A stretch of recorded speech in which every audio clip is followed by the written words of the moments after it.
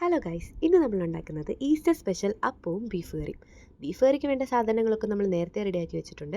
ഇഞ്ചി വെളുത്തുള്ളി ചതച്ചത്, ഉള്ളി പച്ചമുളക് അരിഞ്ഞത്, കറിവേപ്പില, വേണ്ട പൊടികൾ, പിന്നെ നമ്മുടെ മെയിൻ ആളായിട്ടുള്ള ബീഫ് വേവിച്ചത്. അങ്ങനെ നമ്മൾ ചട്ടി വെച്ചു, ഗ്യാസ് കത്തിച്ചു. ചട്ടി ചൂടായപ്പോൾ അതിലേക്ക് എണ്ണ ഒഴിച്ച് കൊടുത്തു. എണ്ണ ചൂടായപ്പോൾ പുട്സം കടുക് വറ. അതിനുശേഷം നമ്മൾ ചതച്ച് വെച്ചിരിക്കുന്ന ഇഞ്ചി വെളുത്തുള്ളി ഇട്ട് നന്നായിട്ടൊന്ന് ഇളക്കി കൊടുത്തു. ഇതൊന്ന് മൂത്ത് വന്നപ്പോൾ കുറച്ച് കറിവേപ്പില ഇട്ട് അത് നന്നായിട്ടൊന്ന് മിക്സ് ചെയ്ത് കൊടുത്തു.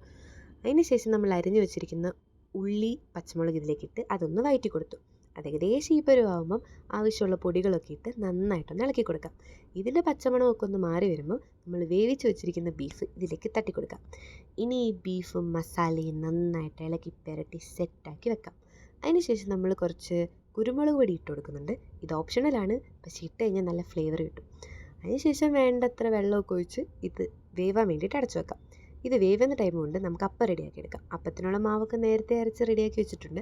അങ്ങനെ അപ്പച്ചട്ടി വെച്ചു. അത് ചൂടായപ്പോൾ അതിലേക്ക് കുറച്ച് മാവ് ഒഴിച്ച് അത് വേവാൻ വേണ്ടിയിട്ട് അടച്ചു വെച്ചു. കുറച്ച് സമയം കഴിഞ്ഞപ്പോഴത്തേക്ക് അപ്പമൊക്കെ വെന്ത് കിട്ടിയിട്ടുണ്ട്. ആ സമയത്തേക്ക് നമ്മുടെ ബീഫും വെന്ത് തിളച്ച് സെറ്റായിരിപ്പുണ്ട്. ഇനി ഇത് നേരെ പ്ലേറ്റിലേക്ക് മാറ്റുക, കഴിക്കുക, അത്രയേ ഉള്ളൂ. അങ്ങനെ നമ്മുടെ ഷെഫായിട്ടുള്ള സിന്ധൂമ്മ തന്നെയാണ് ഇന്നോട് ടേസ്റ്റ് ചെയ്യുന്നത്. സിന്ധൂമ്മയ്ക്ക് എന്തായാലും ഇത് ഇഷ്ടപ്പെട്ടു. വീഡിയോ നിങ്ങൾക്ക് ഇഷ്ടപ്പെട്ടാൽ ലൈക്ക്, ഷെയർ ആൻഡ് സബ്സ്ക്രൈബ്.